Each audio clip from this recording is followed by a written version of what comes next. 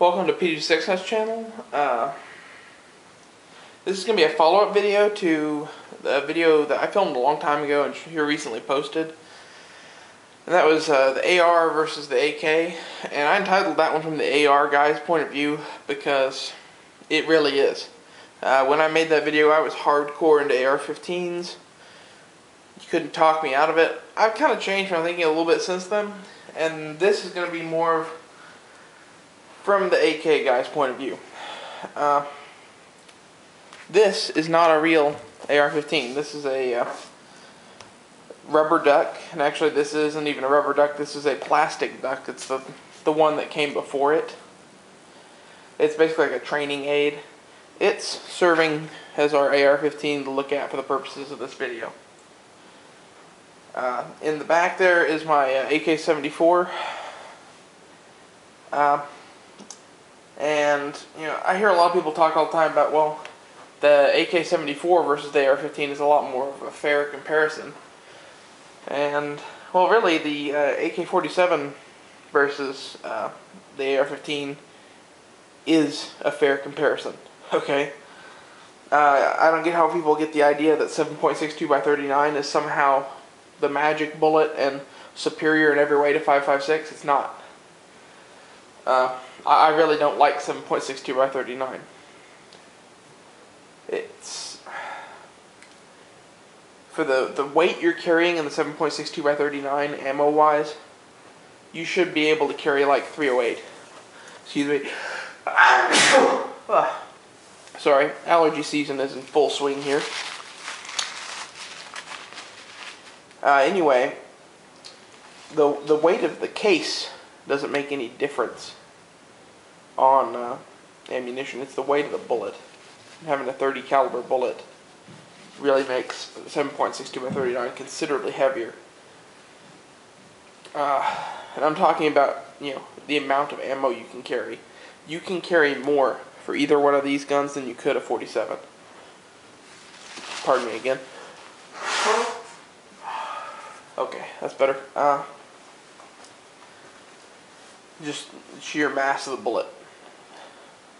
The 5.45 probably weighs about a third of what the 7.62 does. That's just a guess. I really like that cartridge. I think it sucks that the surplus ammo is non-existent right now. There could be more in the future, but somehow I think one way or another we're going to be cut off from any more surplus ammo from Europe. Whether it's political or they run out, there's just not that many. There's just not that good of a chance that it's going to continue. Anyway, AR versus AK, and how the real video starts. The reason I like the AK over the AR right now is mainly not these two rifles, but that rifle versus an M4 with a flat top and a quad rail and all that other bullshit. I really like a standard M16. Still, it's a good rifle, especially with the 30 round mags. It's excellent. I'm saying that because this one has a 20 in it. But, you know, an AK does everything I need it to do. And it works, and it's cheap.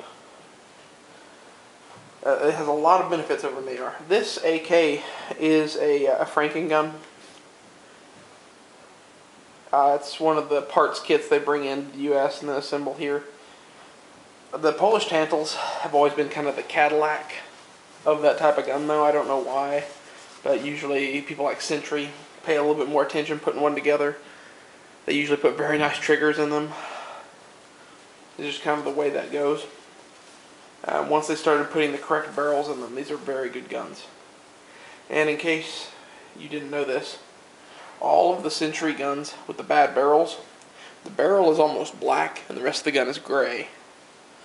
So if you see an all gray one, chances are pretty good that it's got a good barrel in it.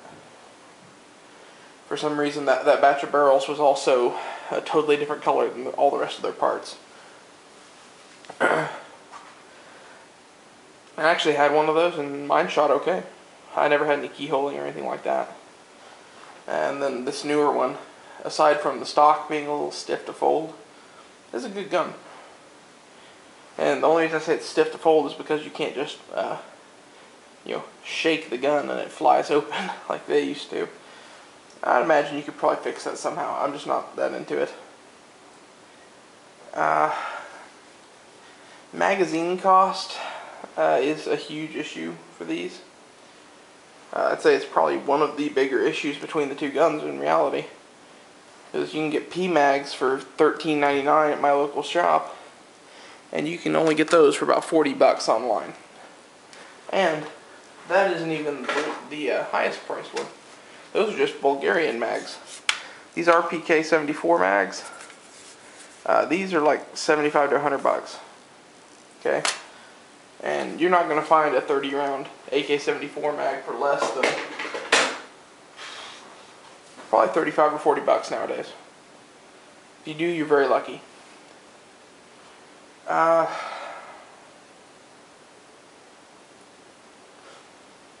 Cartridge-wise, like I said, the 7.62x39 has come out of my thinking, so they're pretty much identical, and if anything, I prefer the 5.45.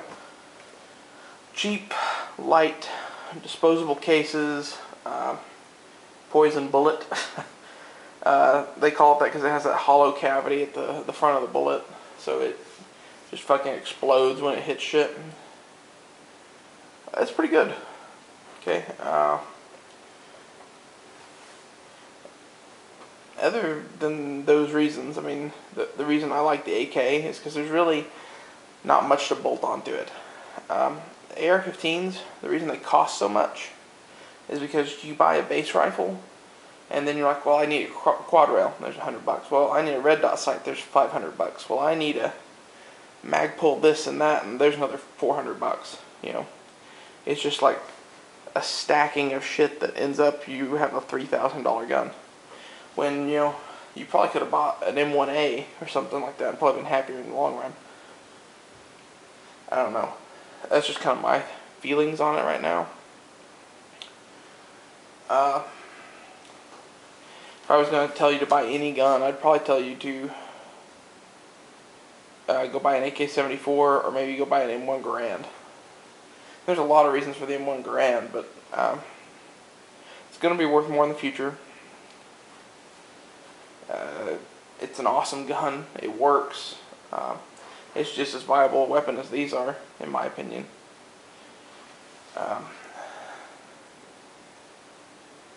So yeah, I guess my conclusion on this really is I'm just not in love with either one of these guns anymore. They're both good guns if you run them right.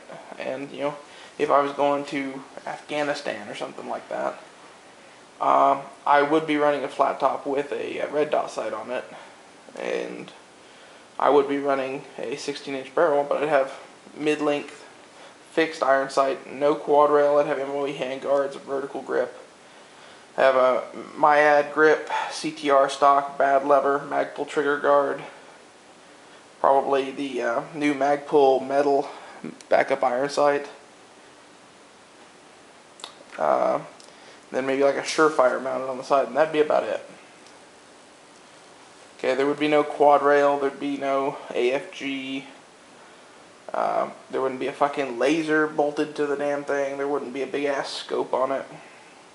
I just think these start looking ridiculous when you do that sort of stuff to them. I didn't always think that, but these days I'm kind of leaning that way. In reality, you're probably never going to engage a target past 100 yards. Okay? Afghanistan, you might say, well, they regularly engage targets out to 700 meters, blah, blah, blah. Well, I'm not really talking about so much for Afghanistan. I'm talking about here in the U.S., you're going to be shooting 100 yards and in. Anything further away than 100 yards is in no way, shape, or form a threat to you. Unless they have a fucking Remington 700 or something and are taking fucking pot shots at you.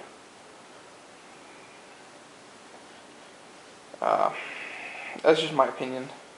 And in that situation, something like that with a folding stock that's a little bit better for inside a house or inside a car, I think works quite a bit better. And that would be a huge reason to go with the AK over the AR. It does have a folding stock. Storage issues and whatnot. You can fit that AK a lot more places. And then there's the subject of reliability, which everybody here on YouTube likes to say. AR-15s are unreliable unless you keep them, perfectly clean inside. Well, that's horse shit. I'm sorry. I did not clean my first AR-15 for 5 years, and I shot it all the time. It had carbon buildup out the ass. Okay, and it never stopped working. And no, I did not lube the shit out of it. I think I maybe put rim oil in it twice the whole time I had the gun. People keep hearing shit and repeating it, and then everybody just assumes it's true. It's like a groupthink, for lack of a better word. That's kind of a nut and fancy term, but it's fucking true. Everybody hears this and repeats it, and eventually, 100 years down the line, AR-15s are unreliable as shit. AKs will function if you pour concrete in the receiver, and 1911s are like Han Solo's blaster. One shot and the dude just like explodes. It annoys me when people just believe what they hear and keep repeating it, perpetuating falsehoods. Sort of like the there's a big group of people here on YouTube that sorry, my voice keeps doing something funky. I hate allergy season, man. Anyway, there's a huge group of people here on YouTube who are big Hi-Point fans. They will just defend that gun till the day it dies, or the company stops making them. And it's stupid. Okay, does it work? Yes. Is it a good gun? That's debatable. I mean, it's a good throwaway gun. It's a decent gun for $150. But it's not the best gun in the world.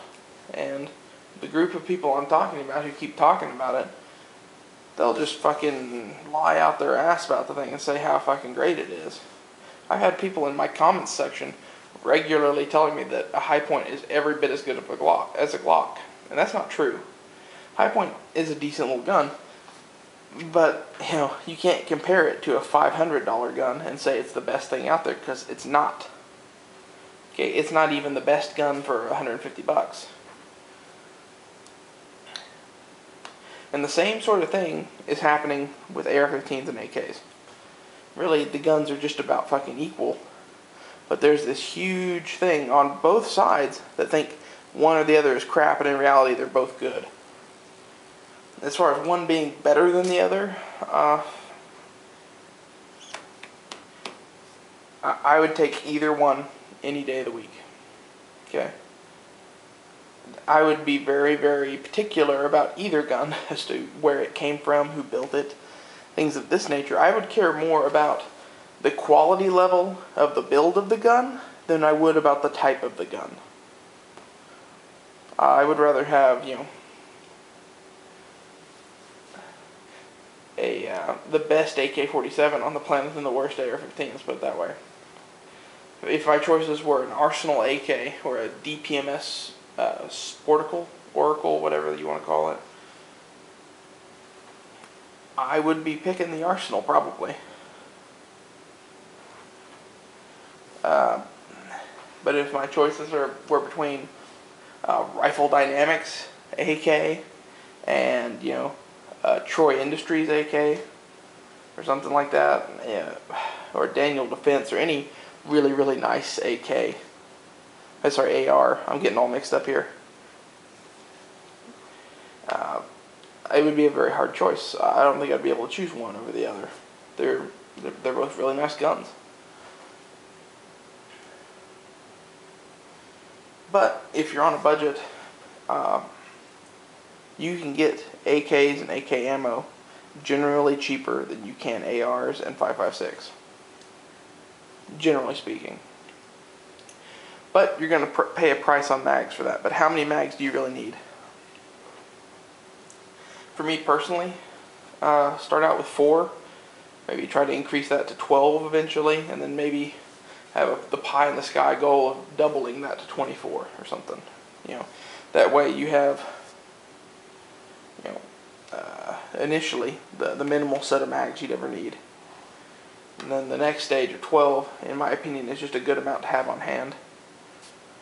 That's several sets for the rifle. And then 24 is just like a ridiculous number.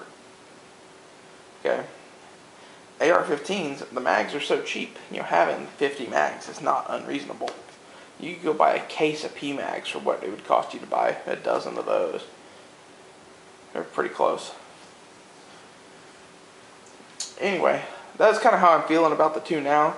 I know I went off on some tangents here and there, but pretty much I think they're on equal footing, if not a slight edge to the AK, just for sheer cost. Okay, but the AR, there are some cheap ones that do work, like the Smith & Wesson Sport, and the mags are really cheap. And ammo at normal prices isn't unaffordable. So, whichever way you want to go is not a bad gun. Thanks for watching. Please subscribe and don't forget to thumbs up the video.